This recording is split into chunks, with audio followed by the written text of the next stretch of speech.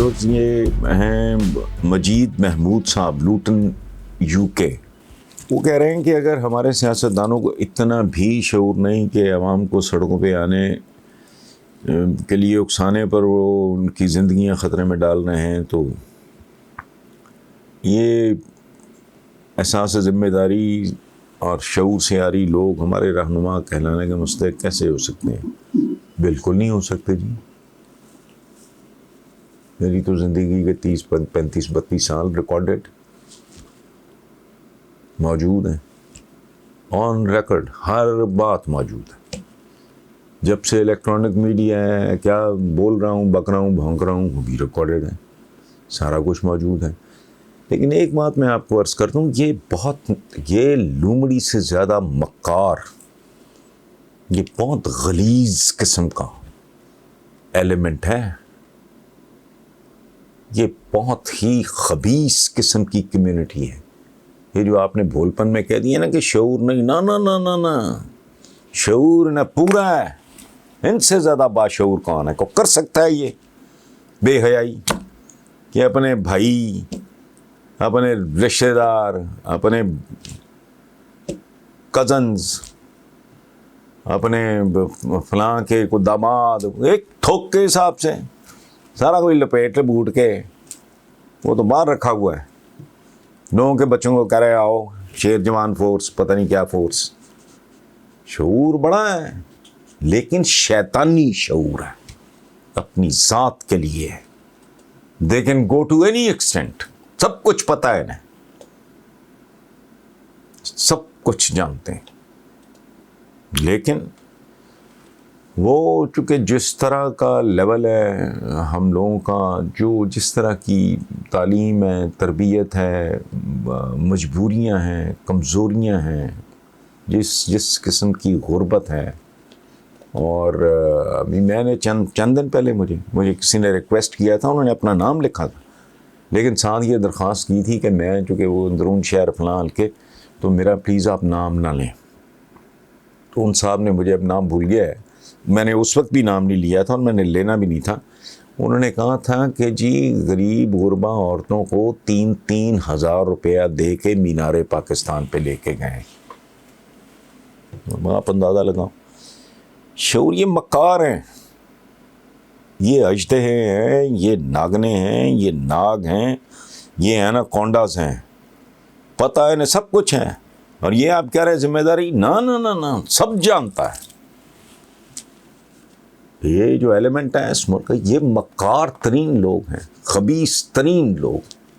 یہ بھی میں نے آپ کو مثال دی ہے کہ 18 سال پہلے یا 16 سال پہلے کو 3 مرلے 4 مرلے کے گھر میں 3-4 بھائی رہ رہے تھے، آج ان میں سے ہر کھرب پتی ہے۔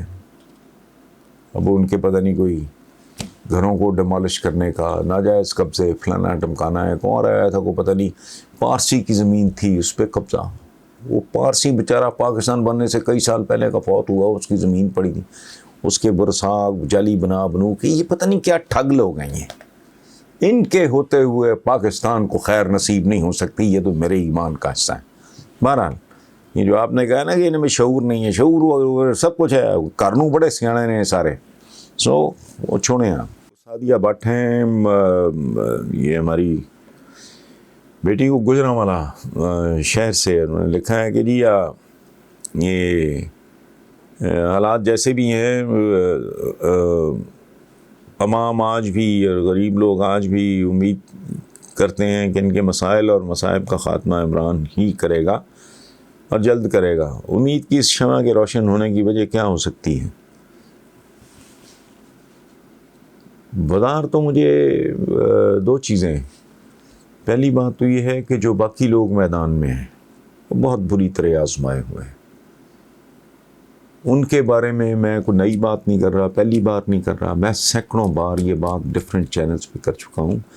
یہ وہ جلاد ہیں، یہ وہ خوفناک اور بھیانک یہ ناگ اور ناگنے اور سانپ ہیں، جنہوں نے، اگر پاکستان ایک انسانی جسم ہے نا، تو کوئی ایسا مسام نہیں ہے اس جسم کا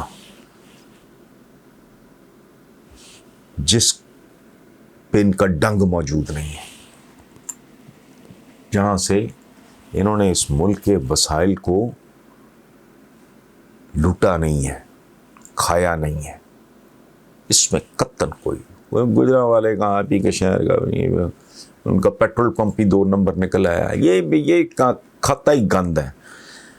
سو عوام کو میرا خیال ہے، اللہ بہتر جانے، میں تو ذاتی طور پہ کوئی بہت زیادہ ہوپ فل نہیں ہوں، لیکن وہ دھکے کھاتے کھاتے کھاتے کھاتے کھاتے ذلیل ہوتے، رول ہوتے ہوتے ہوتے پتھر بھی گول ہو جاتا ہے دریا میں نا. دھکے کھاتے کھاتے رول ہوتے ہوتے کہتے ہیں نا جی، وہ پتھر بھی گولائی اختیار کر لیتے. تو ممکن ہے لوگوں کو سمجھ آ گئی ہوگی یار یہ ان کو تو اتنی بار آزما کے دیکھ لیا ہے، اب اس کو بھی پورا چانس دے کے دیکھیں. سو امید کی اور کو وجہ تو مجھے سمجھ نہیں آتی. یہاں یہ ایک امیج جو ہے عمران کا کہ وہ ذاتی طور پہ ایک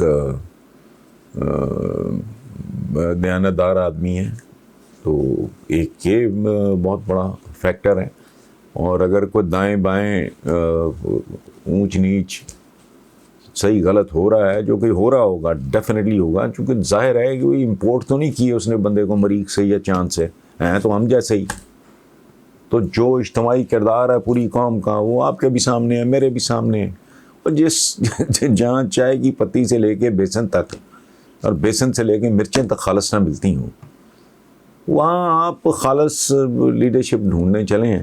وہ اکیلا آدمی ہے لگا ہوا ہے، تو لوگوں کو میرا خیال یہی 1-2 فیکٹرز ہوں گے. اور وہ عمران کو کون سے کو پر لگے ہوئے ہیں، یہی 1-2 فیکٹرز ہوں گے. ان کی طرف سے امید کوئی نہیں ہے. وہ جب تک رہے لوٹتے رہے کھاتے رہے. اور آج کل پھر وہ اپنے ڈنگ نکال کے یہ ایناکونڈے اور یہ ناگ اور یہ ناگنے یہ پھر سرسراتی پھر نہیں ہے سڑکوں پہ، تو بس ٹھیک ہے. راجیو موہن ہیں کینیڈا سے.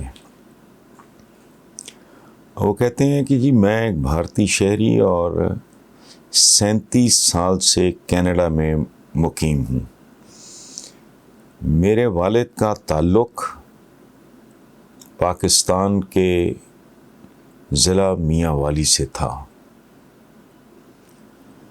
اور میرے والد نے 1945 میں گورنمنٹ کالج لاہور سے BA کیا. میں اپنے والد کی جنم بھومی یعنی میاں والی دیکھنا چاہتا ہوں.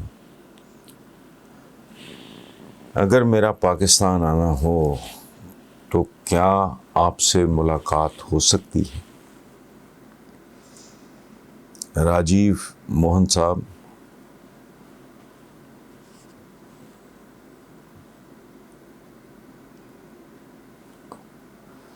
مجھ سے ملاقات تو بات کی بات ہے. آپ اگر چاہیں تو مجھے شرف میزبانی بخشیں.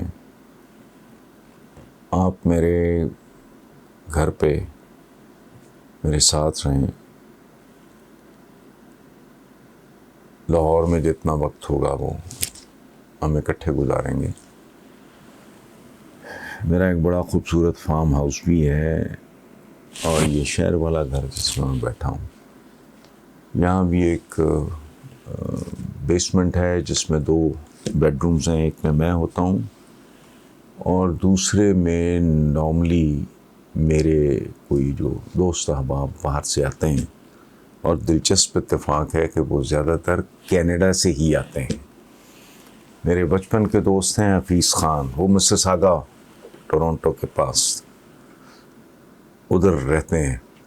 تو وہ ساتھ والا بیڈ روم از نون ایز حفیظ بھائی کا کمرہ. ایک اور میرا بہت ہی پیارا دوست، اس کا نام ہے صلاح الدین دورانی. سلو دورانی ہوتا ہے وینکوور میں. تو وہ آئے تو ظاہر ہے وہ میرے لیے عید اور شبرات جیسے دن ہوتے ہیں جب میرے اتنے قریبی. تو اٹس اے نائس پلیس.